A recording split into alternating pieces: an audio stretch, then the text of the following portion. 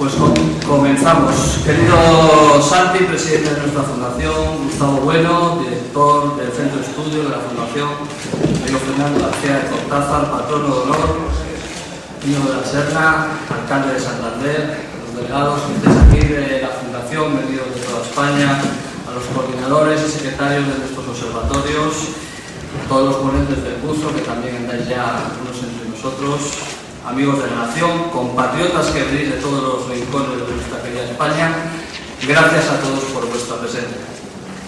A esta escuela de verano de la Fundación de Naes para la Defensa de la Nación Española, que en su segundo año va a inaugurarse en unos minutos. Quiero en primer lugar dar las gracias al Ayuntamiento de Santander y particularmente al alcalde, no solo por haber tenido la deferencia de acompañarnos hoy, sino por mostrarse tan receptivo cuando le solicitamos unas instalaciones adecuadas para la celebración de esta escuela. Debe de saber que cuando nos dirigimos al alcalde, nosotros nos encantaba la idea de que pudiera ser aquí, pero fue el propio alcalde el que dijo: ¿qué tal si hacemos la escuela en la universidad, en el recinto del Palacio? Bueno, pues estupendamente, alcalde, muchas gracias. Gracias en nombre de todos. También debo hacer extensivo este reconocimiento a la Universidad Internacional de Celaya, que, como sabéis, utiliza este recinto para sus cursos durante todo el verano y sin su aprobación y ayuda tampoco hubiéramos podido utilizar este espacio tan extraordinario. El rector ha excusado su presencia, pero nos acompañaba hace un minuto su jefe de protocolo, Fernando de Saavedra, que está por ahí entre nosotros. Muchas gracias también entonces a la UIM. Deseo incluir también en este capítulo de agradecimientos a todos los amigos de la nación, que ya van cerca de los 2000, a todos los que estáis aquí y a los que no están. Gracias a todos por vuestras contribuciones. Gracias a ellas conseguimos mantener vivo este proyecto en defensa de la nación española, la Fundación de Naes. Son muchas las actividades, tanto a nivel nacional como a nivel local, las que Naes ha realizado en lo que va de año y de las que ahora voy a destacar tres. La primera de ellas, el proyecto de reforma constitucional que organizamos junto a otras organizaciones cívicas como la Fundación Concordia, presidida por Alejo Vidal Cuadras, o el Foro ERMON, que fue presentado por primera vez en esta escuela el año pasado. Este proyecto ciudadano y apartidista trata de mostrar un camino a los dos principales partidos nacionales fuera del chantaje nacionalista, que unos y otros vienen padeciendo. Bien, es verdad que no con el mismo agrado unos y otros, desde el inicio del periodo democrático. Este proyecto continúa vivo y buscará su expresión pública cada vez que la oportunidad política lo requiera. Otra actividad relevante de nuestra organización fue el nombramiento y la entrega del consiguiente premio al español ejemplar en 5 categorías. Para ello, y contando siempre con la valiosísima colaboración de don Fernando García de Cortázar, que es el presidente del premio, reunimos a un jurado también ejemplar, compuesto por el recientemente fallecido don Leopoldo Carlos Sotelo, doña Esperanza Aguirre, Iñaki Arteta, director de cine, don Luis Masara, director de orquesta, don José Ramón Parada, presidente de la Fundación Martín Escudero, don Adolfo Prego, vocal del Consejo del Poder Judicial y patrono de honor de nuestra fundación, doña Ana María Vidal Abarca, fundadora de OBT, Pedro Delgado, jurista, José Cuevas, presidente de la COE. Y bueno, los premios fueron para las siguientes personas e instituciones. Fue para Albert Boadella, que como sabéis, artista intelectual catalán, para el Sevilla Fútbol Club, por el acierto de incluir en su equipación la bandera nacional. Ya sabéis que para nosotros son importantes los símbolos, y bueno, en este caso pues este fue uno que nosotros hemos querido estimular, que de hecho pues parece que otros equipos, el Racing de nuestros amores, parece que en la equipación europea también tiene intención de incluirlo. También recibieron este premio Carlos Herrera, periodista Onda Cero, Regina Otaola, alcaldesa de Izarza, que se ha inscrito en este curso y que no nos acompaña en este momento, pero que participará en él, y otro alumno de excepción hoy de este curso, don Ricardo Benedí, que nos acompaña, empresario vasco, perseguido por ETA y además ejemplo no solo de empresario, de personas, sino de referente en cuanto a su oposición frontal a todas estas ideas perversas y a la propia ETA. Y aprovecho en este momento, ya que no voy a tener otro, para pedirles un aplauso para él.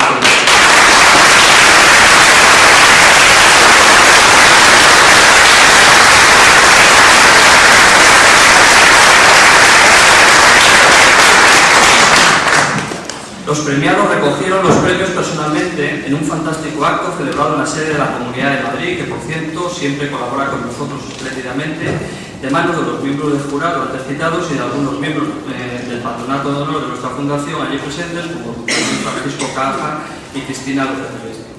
Un acto muy cálido y emotivo, sobre todo después de que oímos los testimonios emocionados de los premiados.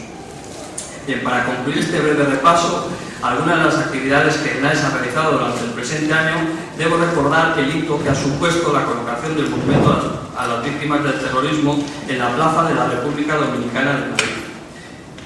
Por cierto, una pequeña réplica la tenemos aquí, para quienes no hayáis tenido la ocasión de verla instalada en Madrid, la podéis contemplar. Como ya sabéis todos, en esta plaza ETA, con el indeseable de Juan Achaos a la cabeza, asesinó a 13 guardias civiles. Tras el lamentable espectáculo que dio nuestro gobierno en su negociación con ETA en la legislatura pasada y la cesión al chantaje que de Juana le empujó con su fingida huelga de hambre, la ciudadanía respondió con un sentido de homenaje espontáneo en esa plaza.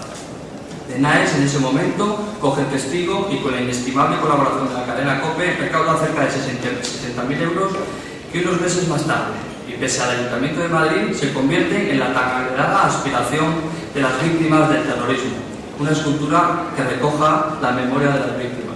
Alcalde, nos mira desde ojos, y he dicho, pues ya te lo explicaré. Este es un éxito de todos nosotros. Hoy, por cierto, también se encuentra entre nosotros Pedro Requejo, el escultor de tan fantástica obra. Bueno, pues esto era todo lo que os quería contar. A continuación voy a ceder la palabra a Gustavo Bueno Jr., director del Centro de Estudios de NAES y uno de los miembros más activos de la Junta Directiva de nuestro grupo. Por favor, Gustavo.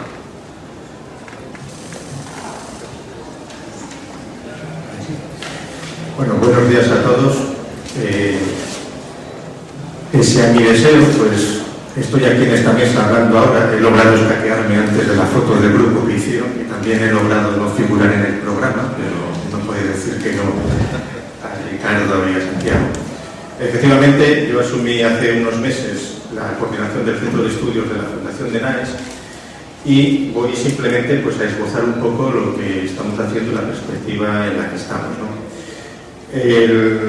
La Fundación de NAES, desde hace un año más o menos, pues se ha procedido a remodelar la página web, a mantener los editoriales todos los días y a iniciar otras actividades. Algunas están pues casi en mantillas, a punto de salir a la luz, como es la Enciclopedia de la Nación, y otra iniciativa que comentaré ahora.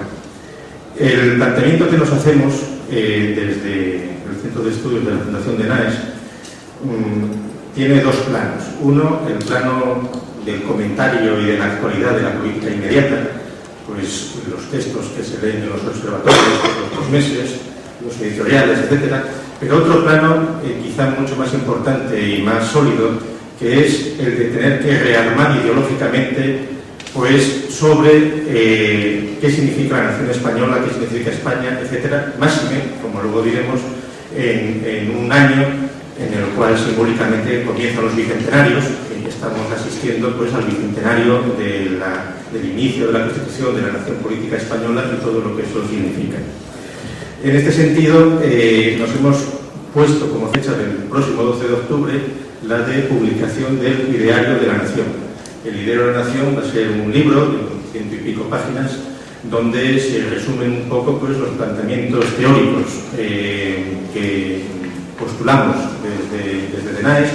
Ha sido circulado entre los patronos, entre distintas personas, que ahora en el mes de agosto se le dará un último repaso y entonces el 12 de octubre queremos simbólicamente que sea la fecha en la que se publique el Ideario de la Nación.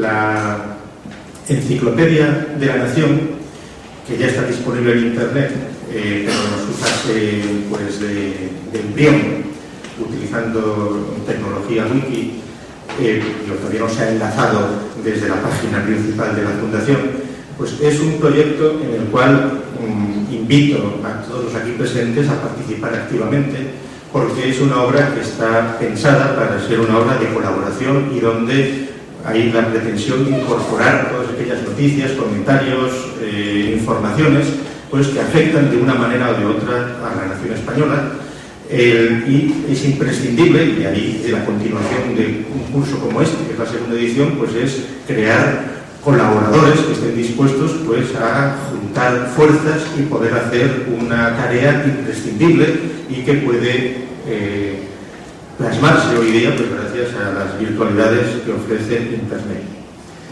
Y por último, para no alargarme, la Fundación de NAES participa también en un proyecto que se acaba de poner en marcha, impulsado directamente por la Fundación Gustavo Bueno, que es la página bicentenarios.es, que tiene la pretensión de convertirse en una especie de observatorio o de perspectiva crítica de todos los procesos que han comenzado y que van a empezar a cuajarse en los países americanos, principalmente a partir del año 10, pero que si hace 2 años pues prácticamente estaban todos en mantillas, ahora ya hay una profusión y una hemorragia ideológica por todos los sitios que obliga, igual que se obliga a pensar y a repensar la historia de la nación española, pues consecuentemente las historias y las ideologías que están detrás de las respectivas conmemoraciones de los bicentenarios americanos, que al fin y al cabo son imprescindibles también pues reconstruir el presente para saber en qué momento están.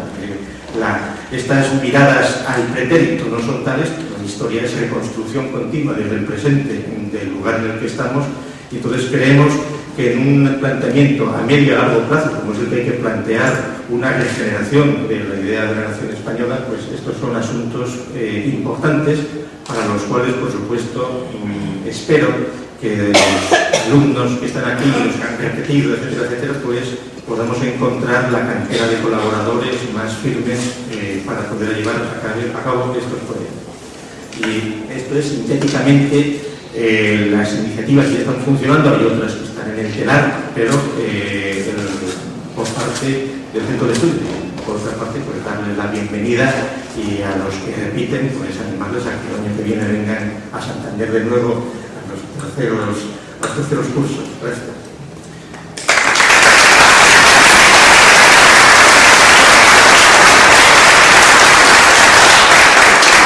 Bueno, ahora, gracias Gustavo, va a dirigir a todos vosotros Fernando García de Cortázar, patrono de honor de la Fundación de NAES, presidente del jurado del Premio Español Ejemplar, director de la Fundación 2 de Mayo, Nación y Libertad. ¿Palo? Bueno, más tarde le presentaré exhaustivamente porque sabéis que corresponde a la conferencia inaugural, pero dejadme decir ahora solamente que Fernando es con toda probabilidad hoy el mejor ejemplo vivo del intelectual comprometido con su tiempo, defensor inquebrantable de España y de la libertad. Con nosotros, Fernando García. Muchas gracias por ese piloto.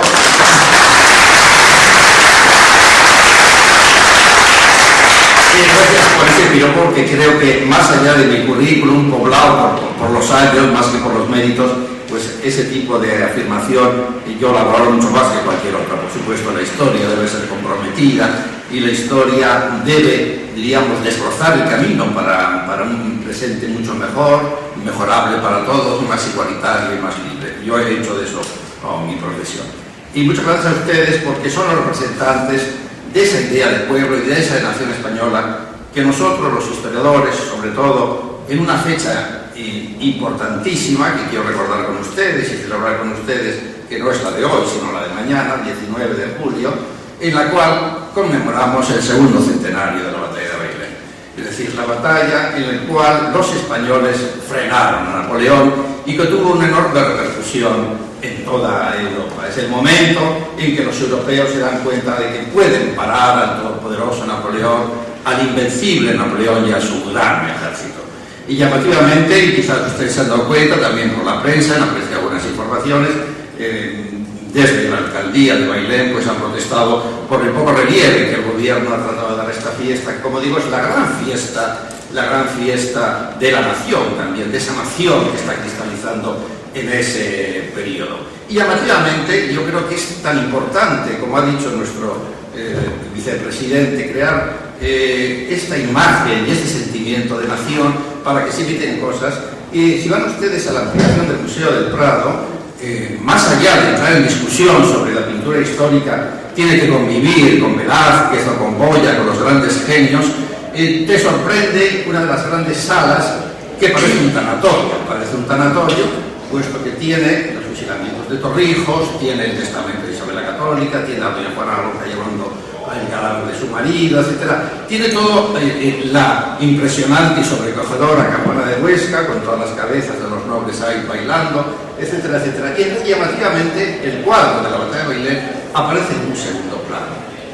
Es decir, la gran, diríamos, expresión nacional, europea, diríamos, de la nación española, del esfuerzo de la nación española por abrirse camino a lo largo del siglo XIX, está un poco velado. Yo al director del Museo del Prado le dije, realmente se ve que no vives o no tienes conciencia nacional, como yo la tendría, pues yo creo que precisamente ese cuadro es el que había de ser el objeto central de todo esa sala. Entiendo que puede haber otros criterios que a mí se me escapan desde el punto de vista artístico, pero sí creo que es importante que superemos esta patología española de no hablar de la nación y centrándonos muchas veces en este salto de la región a Europa, y por eso creo que estas iniciativas son muy higiénicas y muy beneficiosas a todo el cuerpo nacional.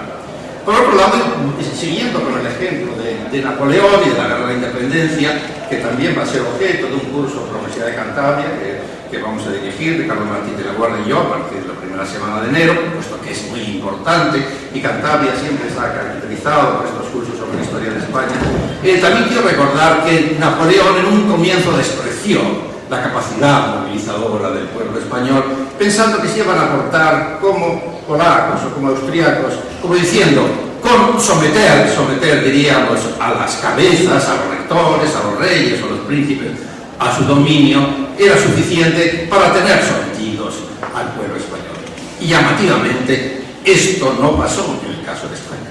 Más allá de las claudicaciones de Bayona con los reyes y príncipes españoles, el pueblo español no aguantó eso. También, diríamos, la reflexión, y siempre yo hago una reflexión desde la historia, de traerla al presente, sería importante que también, más allá de esa especie de espíritu timorato respecto de la nación, o al contrario, muy condicionado por los nacionalismos periféricos que a veces los gobiernos expresan, habría que manifestar como es el pueblo que no se va a comportar como polacos austríacos, sino que efectivamente, y también reconocería Napoleón en el memorial de Santa Elena, se portó como un pueblo en masa con honor, es decir, y el propio Stendhal en esa biografía, la geografía de Napoleón, también destaca que el pueblo español, que ya está viviendo de esa nación, que está cristalizando y que ya ha tenido ya manifestaciones con la Ilustración en el siglo XVIII, que se va a manifestar con honor. Por eso, en estos momentos en los que celebramos la idea de nación, y como ha dicho nuestro vicepresidente, son importantes no solo el sentido de España, sino el sentimiento de España que se manifiesta a través de los símbolos.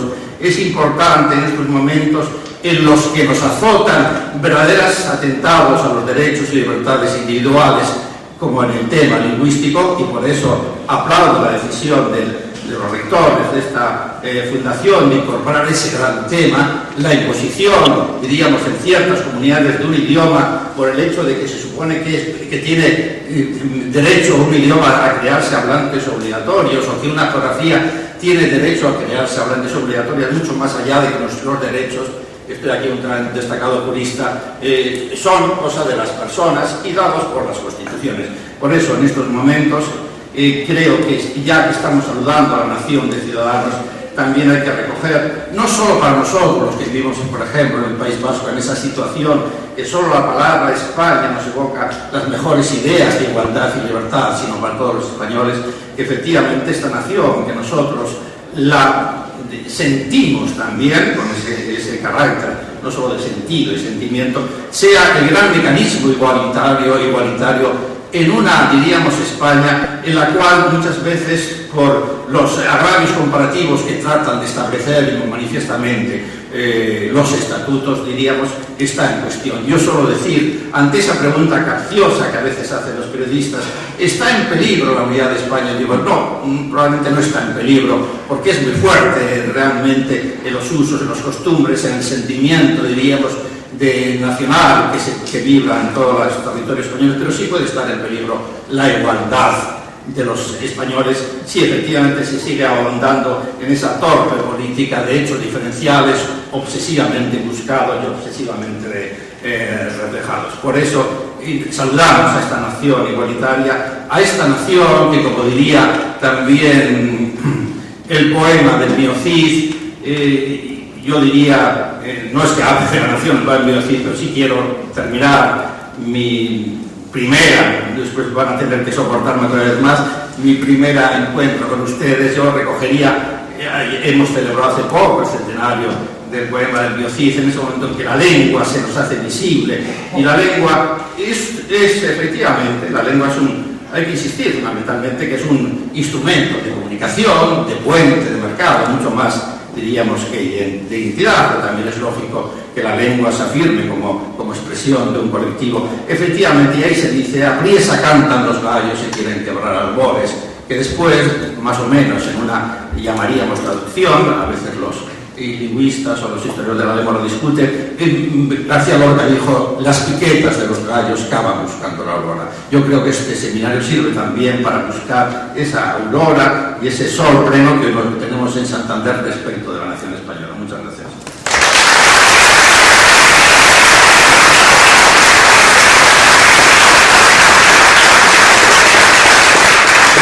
Gracias, Fernando, por tus siempre emotivas e importantes palabras.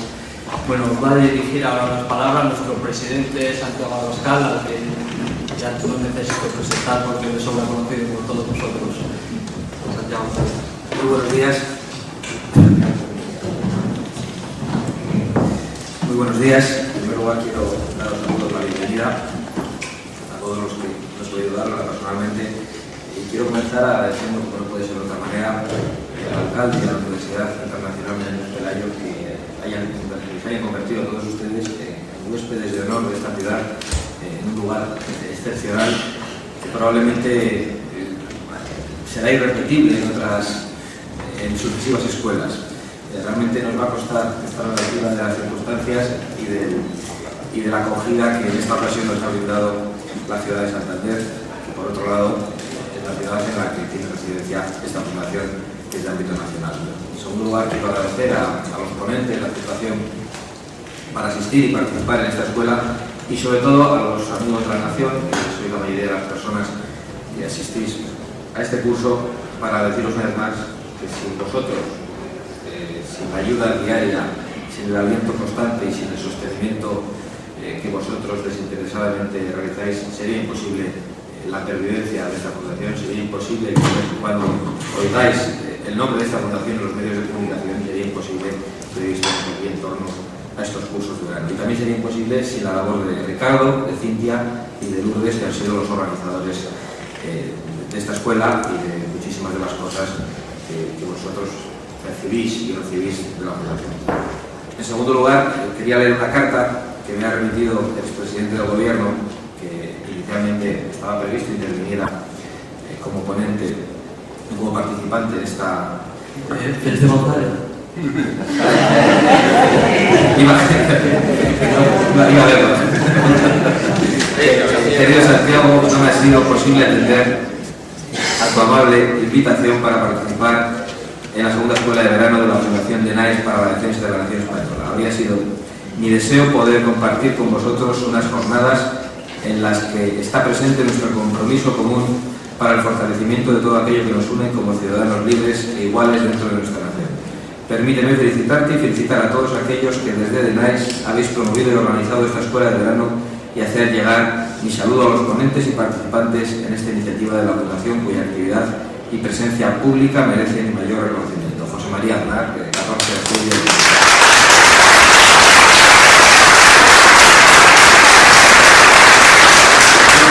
Yo trataré de justificar los debates que se van a abordar durante estos días, tratando de abordar el contexto nacional en el que nos encontramos.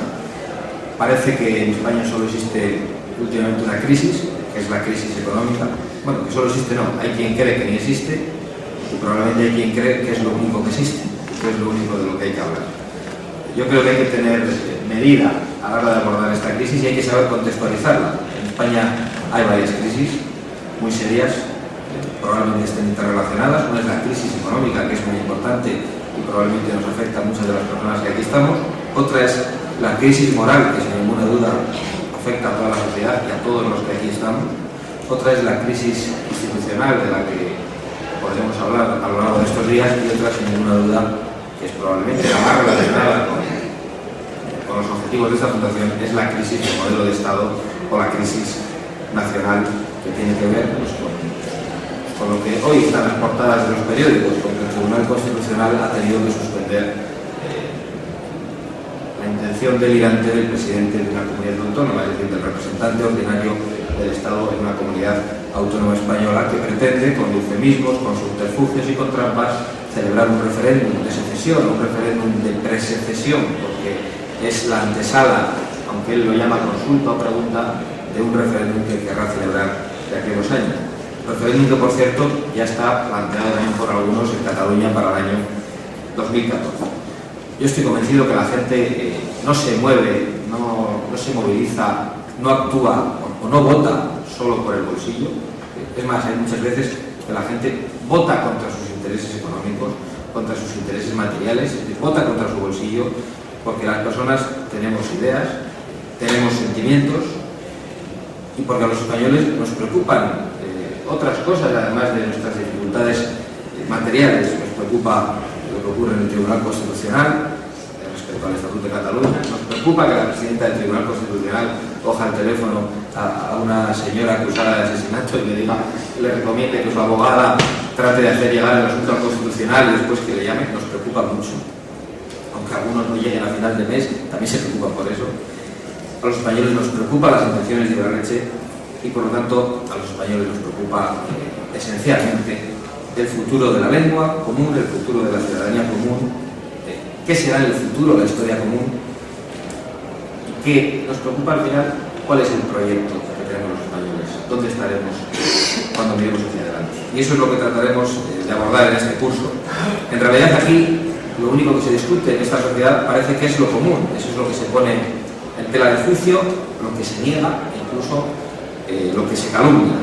Nunca se discute lo que nos hace plurales, tampoco lo hacemos nosotros, lo que nos hace diversos dentro de la unidad. Lo que hoy reivindica el pensamiento, o mejor dicho, la propaganda oficial, es la diferencia, es lo no común, lo que nos separa, y eso, por otro lado, es lo que nadie niega, es lo que nos enriquece, pero algunos quieren ensalzar hasta el delirio. Y por eso hay quien afirma que la nación, que lo común, es discutible, cuando eso es precisamente lo indiscutible. No se puede echar tierra sobre ello, porque siempre emerge, porque yo en ese sentido soy optimista, como Fernando García de Cortázar. La realidad siempre emerge, con mucha tierra que traten de echar sobre la nación española. Hay muchos elementos de los que podremos hablar a lo largo de estos 2 días que están muy por encima de las pretensiones coyunturales de los nacionalistas, que por otro lado hay que afrontar, hay que abordar. No tenemos un planteamiento que nos permita estar de brazos cruzados. La Fundación lo que propone cuando plantea la defensa de lo común frente a lo privado y lo particular es que hablemos, como vamos a hacer, de la historia común, que lo hará Fernando García de Cortázar y Ricardo Martín de la Guardia, que es una historia no solo ocultada en algunos casos, sino que es una historia negada y es una historia también vituperada, sobre la que se echa una capa de porquería constante, tratando de convertir la historia española en algo indeseable. Hablaremos también de la justicia común, eso lo hará Enrique López. La justicia, que es un objeto de deseo en cualquier estatuto que se precie. Hablaremos de la lengua común, que es un debate que abordarán el día de mañana Jorge Campos del Círculo Balear, Paco Caza, no viene finalmente Paco Caza, no venía al final, y Pablo Gaipoes de la Plataforma para la Libertad de Elección Lingüística del País Vasco. De la lengua común, que es una lengua multada y que es una lengua perseguida, porque se quiere acabar con todo aquello que nos permita comunicarnos. Hablaremos de la ciudadanía común, y para ello contaremos con Albert Rivera, ciudadanía que es probablemente cada vez más una quimera tras las últimas reformas estatutarias. Porque eso es una nación. Una nación es lo común. Insistiré mucho a lo largo de mi intervención de la palabra. La nación es la comunidad de todas esas cosas. No siempre de todas, pero la nación es la comunidad de historia, la comunidad de lengua. Es bueno, es importante en una nación que exista una lengua que nos permita comunicarnos. La comunidad de ciudadanía, lógicamente, es imprescindible en una nación moderna y, por lo tanto, de justicia. Y la comunidad en torno a un proyecto común. Por eso atacan todo ello, y por eso nosotros, al defender la nación, estamos defendiendo todo lo que nos hace iguales, no lo que nos separa, no lo que nos desnivela y no lo que frustra el proyecto común. Y cuando la Fundación dice que quiere defender la nación española, pretende defender lo que es de todos, no lo que es de unos pocos, no lo que se quiere arrebatar. Y no significa que al hacer eso se ataque lo particular, no significa que se condene lo distinto o que se trate de esconder todo aquello que nos hace plurales. Para eso, de todas formas, todas las circunstancias ya tienen muy buenos defensores que insisten en ellas todos los días. Es bueno que nosotros insistamos en lo contrario. La historia común no solo, lo decía hace un momento, no solo se tergiversa, sino que es una historia que se llega a negar y además se hace de una manera brutal desde las instituciones públicas autonómicas. Por un lado, se crean por decreto educativo en los libros de texto hechos nacionales inexistentes. Yo hace poco podía leer en un libro de texto en el País Vasco, podía ver un mapa de España dividido en países catalanes, Euskal Herria, Galicia y países españoles.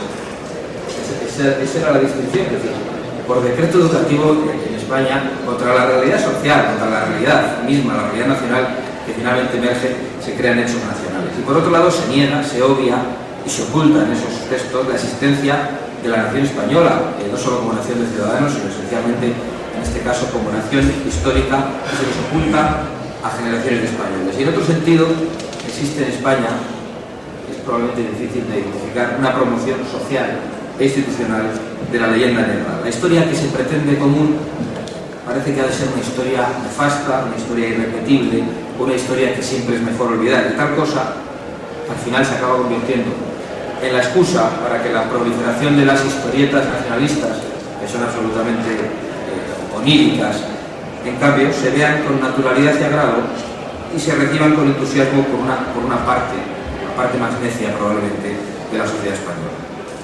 En cuanto a la ciudadanía común, es evidente que no puede en la actualidad existir una nación si la ciudadanía no es común, si no hay igualdad ciudadana, si hay ciudadanos de primera, de segunda, de tercera y de cuarta. Recientemente hablábamos en la Fundación al proponer la propuesta de reforma constitucional, que tal y como se está configurando el Estado autonómico, no es que haya ya una España de 2 velocidades, es que hay una España de 7 velocidades. No puede haber nación sin función de cada comunidad autónoma, o en la comunidad autónoma en la que se viva, hay unos derechos y otros.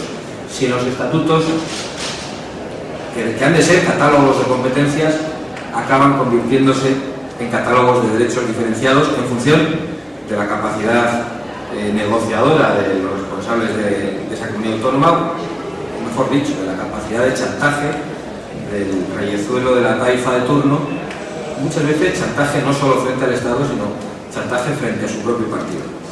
Sin ciudadanía común, por lo tanto, no hay nación moderna, eso es algo que tenemos muy claro en la Fundación, porque la partición de la ciudadanía echa al traste la nación. En cuanto a la lengua común, tan de moda en los periódicos, por suerte, durante las últimas semanas, que la conocen todos los españoles, que es un vehículo de comunicación esencialmente, pero es un vehículo, la lengua española es un vehículo de comunicación extraordinario, no solo en España, sino en el mundo. Es además un legado que no podemos dilapidar, un legado, la vocación de tener una lengua que no es una lengua común en la que nos entendamos, que no es nuevo, es algo que ya pensaron los romanos y además estaba muy unido al concepto de ciudadanía. Por lo tanto, al defender lo común, no se quiere imponer al resto de los españoles que tienen otra lengua materna una lengua concreta, solo se quiere que exista una lengua común en la que todos nos podamos comunicar y ser iguales. Y eso es precisamente lo que algunos quieren evitar a toda costa y lo que algunos quieren atacar, que nos podamos comunicar y que seamos iguales. Quieren y pretenden por todos los medios que en España aumenten las dificultades de comunicación, que la falta de entendimiento sea generalizada quieren que se impida la libertad de circulación en la propia casa, cuando hay libertad de circulación en Europa.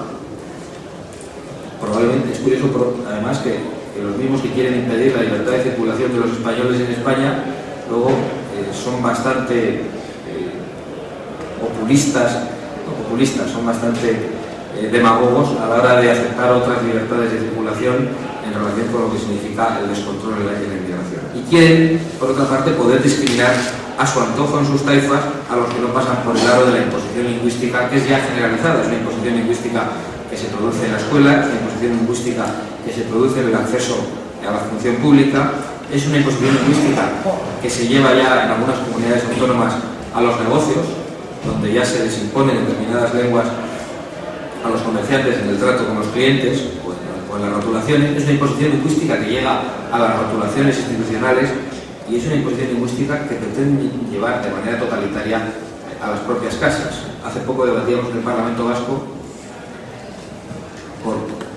porque un colegio había entregado a los niños una hoja, una ficha que se llamaba ficha de compromiso, donde ponía en la ficha varios ámbitos: escuela, patio, casa, donde los niños tenían que marcar si se comprometían a hablar en euskera en esos ámbitos. Bajo firma, los niños tenían que comprometerse a hablar en euskera incluso en su casa, con sus padres que no lo conocían, que quieren que aumenten las dificultades de comunicación, incluso con los propios padres. Todo esto es un debate que yo mismo llevé al Parlamento ante la incomprensión del resto del hemiciclo, que entendía que eso era algo absolutamente normal. ¿Y por qué hay que luchar contra todo esto?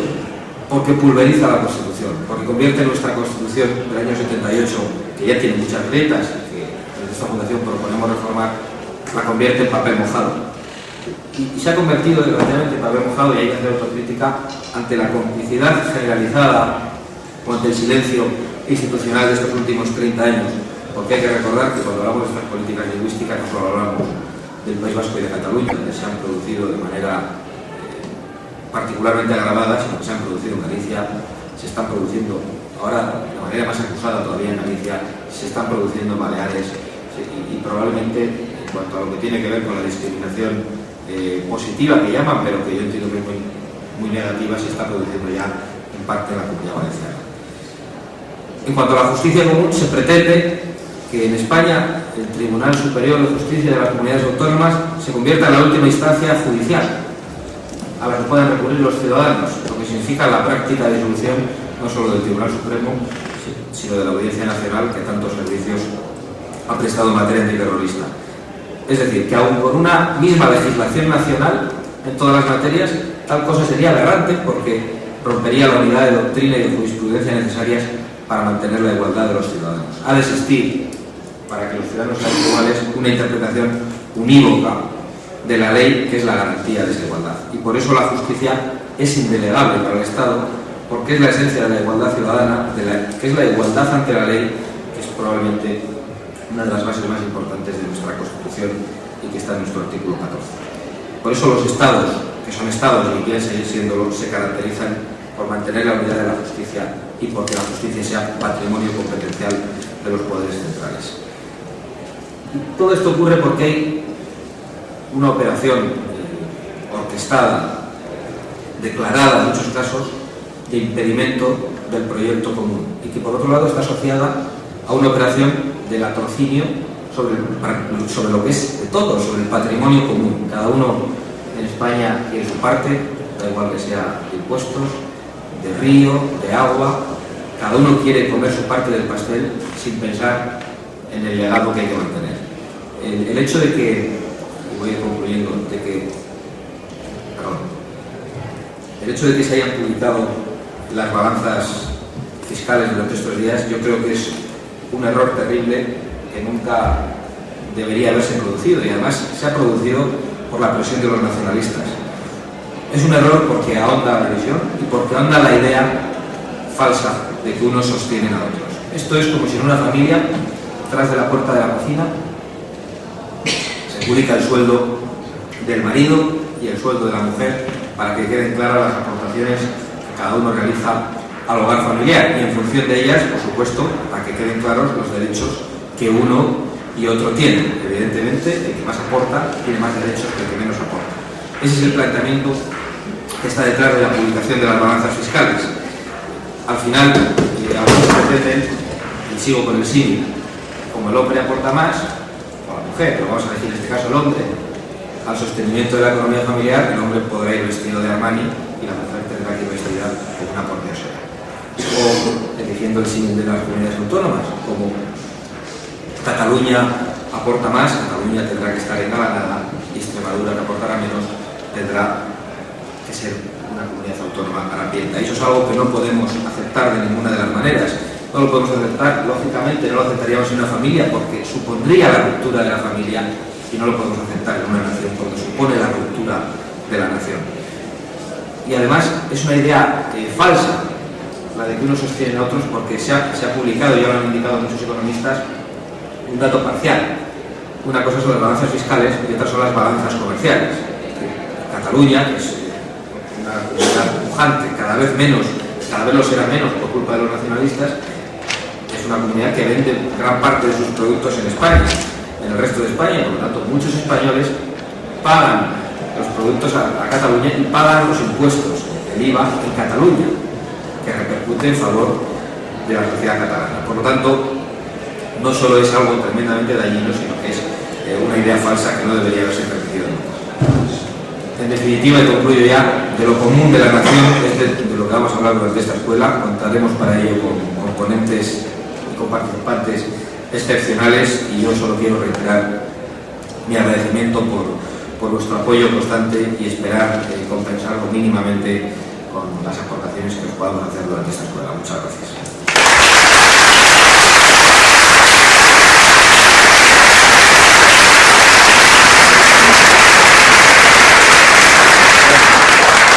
Muchas gracias, Santi.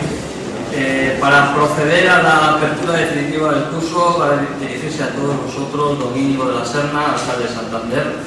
Gracias de nuevo, alcalde, por su generosidad, por su sensibilidad para con nuestra organización y sus objetivos. Debo recordar que, por ejemplo, el alcalde, por iniciativa del alcalde, el Pleno Municipal acaba de acordar que en Santander exista una calle en memoria de las víctimas del terrorismo.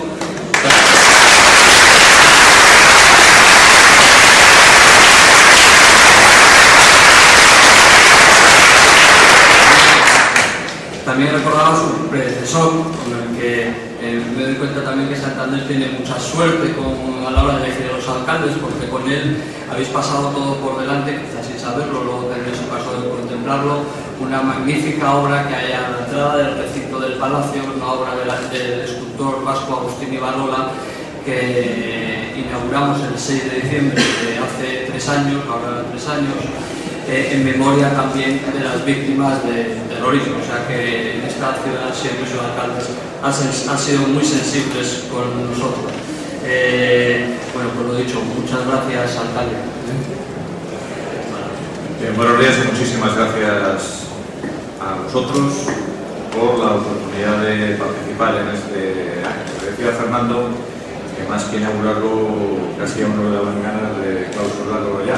Y no lo digo como crítica a Santiago, sino muy al contrario, como loa, porque creo que ha resumido muy bien lo que probablemente va a ser el discurso, los discursos o las exposiciones que hagan los ponentes a partir de ahora. A mí me toca un papel muy sencillo, voy a tratar de hacerlo de manera breve y como mejor pueda, que es darles la bienvenida a esta ciudad. Una bienvenida sincera, que responde a una petición de Ricardo, de Santiago, cuando hace ya algún tiempo se trasladaron al ayuntamiento para anunciarnos su intención, entre ellos al teniente alcalde aquí presente, Santiago Recio, también del ayuntamiento, y nosotros no hicimos un alarde de generosidad, simplemente pensamos que este era el mejor sitio porque efectivamente estamos, o estáis, probablemente en la sala más emblemática del edificio más emblemático en el espacio más singular de Santander. Para hacer un poco de historia también, ya que se han hablado de centenarios, deciros que se cumple uno muy especial para esta península, la península de la Madalena, donde está ubicado el palacio y también esa magnífica escultura de Ibarola. Se cumple el centenario, allá por el mes de enero, hace 100 años, hubo un acuerdo plenario por unanimidad para ceder la península de la Madalena completa a título personal al rey Alfonso XIII. Y a partir de entonces, y durante los 4 años siguientes, se empezó una labor de construcción, por suscripción popular además, de los santanderinos para elevar, para construir este Palacio de la Madalena y cedérselo al rey Alfonso XIII. A partir de entonces se produjo también el primer gran boom en todos los sentidos, especialmente turístico, de Santander. 17 veraneos regios del rey, de la familia real, que dieron lugar a lo que se conoce como baños de ola y que tendréis oportunidad de apreciarse estos días en Santander, o este día, mejor dicho, porque hoy se clausura en un acto que acabo de preguntar a Ricardo dónde se celebraba la cena, porque no voy a poder asistir. Me dice que es en el balneario de la Madalena, y qué mejor que después de esa cena dar un paseo por el Sardinero y llegar hasta la playa del Sardinero, donde a las 12 está prevista la quema de una falla y los fuegos artificiales, clausurando unas fiestas que tienen interés turístico regional, que son los baños de ola, en donde habréis tenido oportunidad quizá de verlo.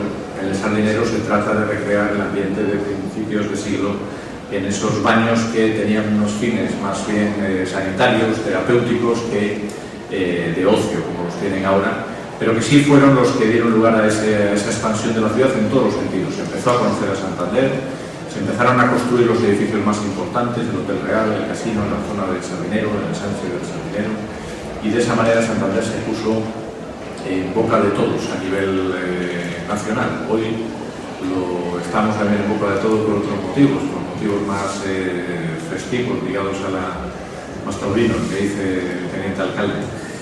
Pero estamos en un momento, estáis en un sitio que tiene una celebración muy especial.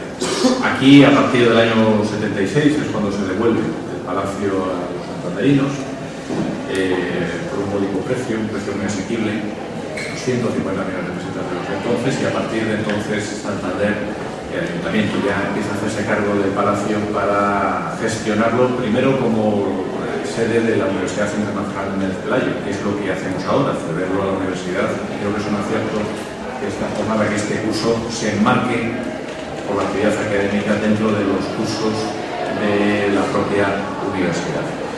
Y lo utilizamos pues para la celebración de congresos en invierno y para todo tipo de actos, reflexiones y hasta celebración de matrimonios civiles, que es lo que hacemos exactamente donde yo estoy aquí ubicado, celebrar también en esta sala matrimonios. Pues bien, como digo, cuando nos hicieron la sugerencia, inmediatamente dijimos que sí, y lo hicimos porque, entre otras cosas, efectivamente Santander es la sede de la Fundación. Aquí se hizo la primera presentación pública de Santander, perdón, de la Fundación, allá por el mes de marzo del año 2006, creo. Y aquí se han celebrado pues numerosas actividades organizadas y protagonizadas por la Fundación. Por eso para nosotros siempre hemos tenido oportunidad de hacerlo. Hemos tratado de colaborar con la Fundación. Estáis además, para los que venís de fuera, no hace falta que os lo diga yo, en una ciudad amiga.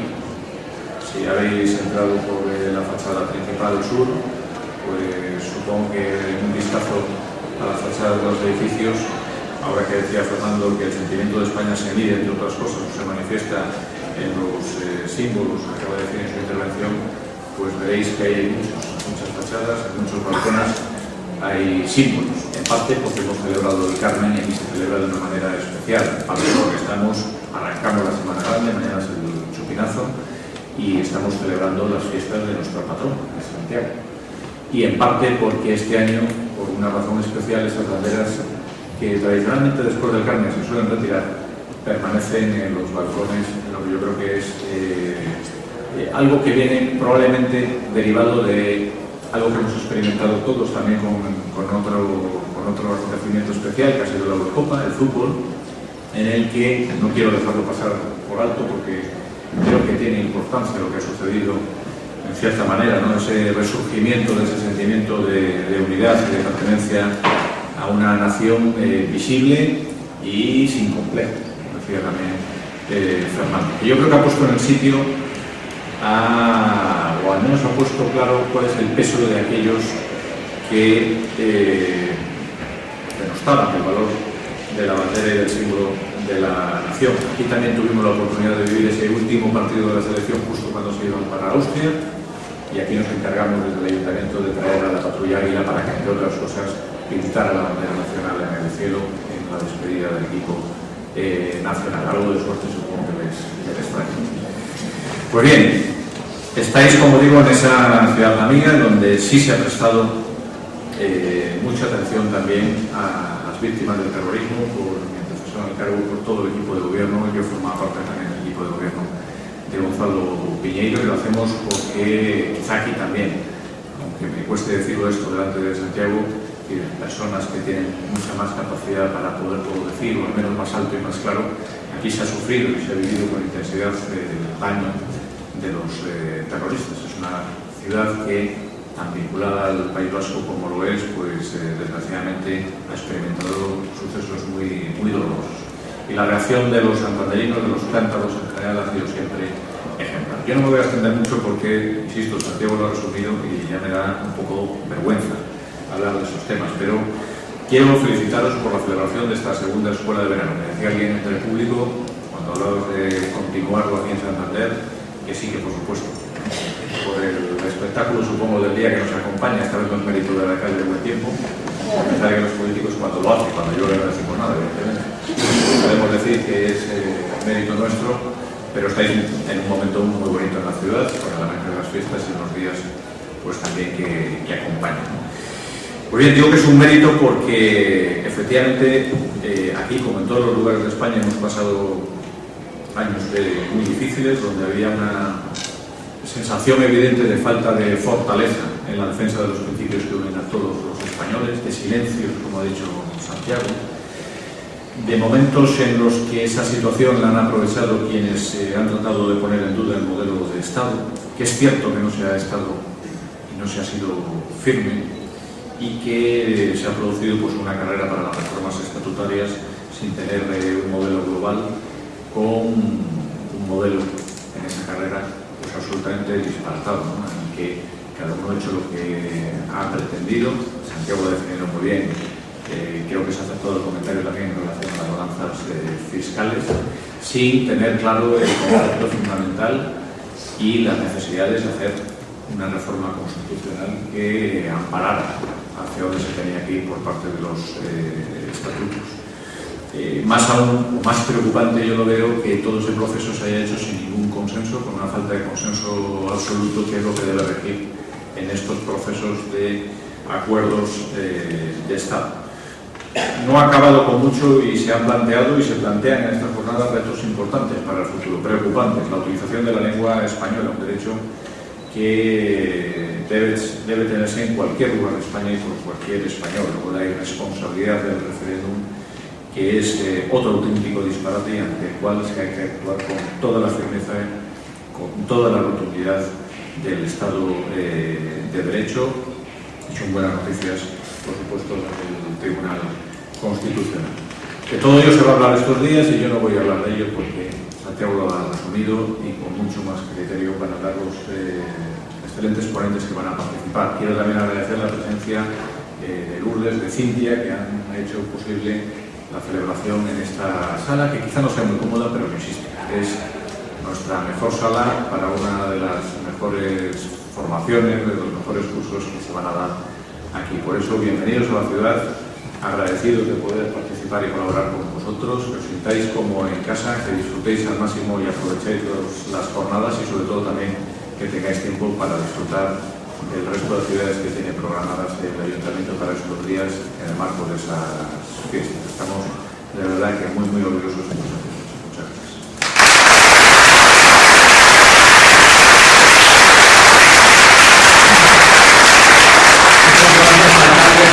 Además tranquilizadoras palabras.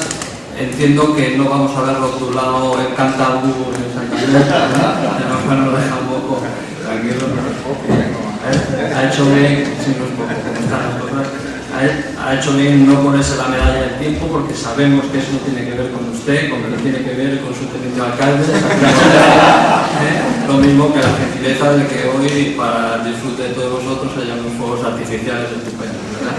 Claro, de Santiago, como siempre. Bueno, pues... Yo también te agradezco muchísimo que no hayas hablado de José Tomás, porque me he tomado un respiro de 2 horas sin hablar de José Tomás. soy el único que hablo en las últimas 2 semanas, pero lo agradezco. Alcalde, ahora queríamos tener simplemente este pequeño detalle de recuerdo de su gentileza de hoy. Es una réplica del premio a los empeños ejemplares que entregamos en Madrid, que es una obra original también del escultor Pedro Bequer.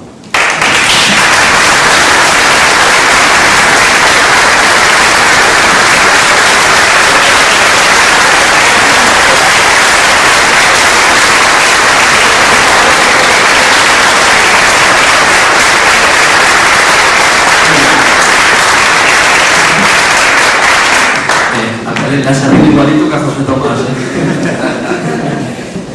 Bueno, pues nada, solamente un par de notas de orden práctico. En el maletín en realidad tenéis todas las instrucciones del curso. Ahora vamos a tomar un café que es ofrecido por gentileza del ayuntamiento también. Lo vamos a tomar a través de esta entrada, que es la entrada principal al palacio, pero sin embargo una vez que entremos de nuevo a la sala no podremos, por expreso deseo de la organización y por motivo de seguridad, volver a utilizar esta puerta. A partir de ese momento utilizaremos aquella, ¿vale? Y nada, las cosas, bueno, luego simplemente puntualidad. Ya sabéis que el año pasado lo conseguimos, a ver si este año también ser puntuales y efectivamente seguir ese horario que tenemos. Bueno, pues nada más, muchas gracias.